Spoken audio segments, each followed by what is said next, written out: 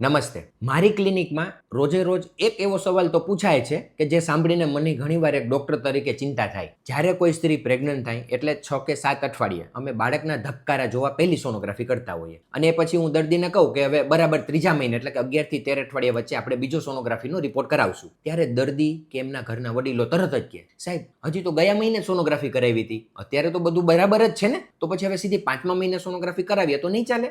આટલી જલ્દી બીજી સોનોગ્રાફીથી શું થઈ જશે અથવા તો શું ખબર પડી જશે? લોકોને એવું લાગે છે કે આ તો ડોક્ટરનો પૈસા કમાવાનો કંઈક રસ્તો હશે. પણ આજે મારે તમને સમજાવવું છે કે ત્રીજા મહિનાની આ સોનોગ્રાફી, જેને અમે મેડિકલ ભાષામાં એન્ટી સ્કેન કહીએ, આ આખા 9 મહિનાની પ્રેગ્નન્સીનો સૌથી મોટો જીવન રક્ષક રિપોર્ટ છે. જો આ ચૂકી ગયા ને તો એનું નુકસાન આખી જિંદગી ભોગવવું પડી શકે. લોકો એવું માને છે કે સોનોગ્રાફી એટલે બાળકના હાથ, પગ અને મોઢું જોવાનું મશીન, અને ત્રીજા મહિનાની સોનોગ્રાફીમાં અમારું ફોકસ એના હાથ પગ પર નથી હોતું, અમારું ફોકસ એના જીનેટિક્સ અને મગજ પર હોય છે. આ સોનોગ્રાફીમાં અમે મુખ્ય 2 વસ્તુઓ માપીએ છીએ. પહેલું છે એન્ટી સ્કેન, એટલે કે બાળકના ગળાની પાછળ ભરાયેલું પ્રવાહી. બીજું છે નેઝલ બોન, એટલે કે બાળકના નાકનું હાડકું બન્યું છે કે નહીં. આ 2 વસ્તુ એટલી અગત્યની છે કારણ કે જો ગળાની પાછળ પ્રવાહીનું પ્રમાણ નોર્મલ કરતાં વધારે હોય અથવા તો નાકનું હાડકું ન દેખાતું હોય તો એ સૌથી મોટી ચેતવણી છે કે આવનારું બાળક ડાઉન સિન્ડ્રોમ એટલે કે મંદબુદ્ધિનું અથવા તો માનસિક રીતે વિકલાંગ જન્મી શકે છે. હવે તમે કહેશો કે સાહેબ આ વસ્તુ 5મા મહિને ન ખબર પડે?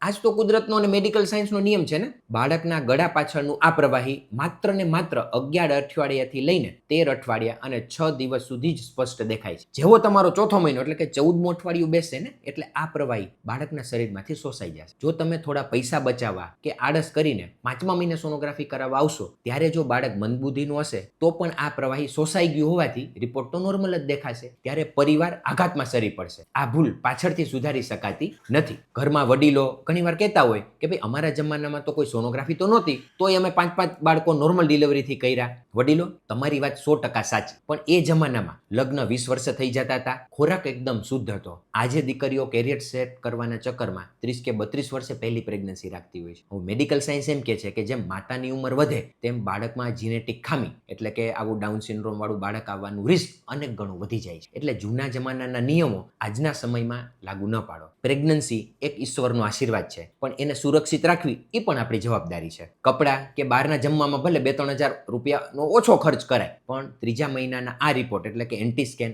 અને ડબલ માર્કરનો બ્લડ રિપોર્ટ પાછળ ક્યારેય કંજુસાઈ કે આળસ ન કરતા. એક ડોક્ટર તરીકે મારું કામ માત્ર ડિલિવરી જ કરાવવાનું નથી, પણ તમારા ખોળામાં એક સ્વસ્થ અને નોર્મલ બાળક મૂકવાનું છે. હું છું ડોક્ટર સુધીર રાખોલિયા. ખોટા ભ્રમમાં જીવવા કરતાં સાચી સમજણ કેળવવી મને બહુ ગમે.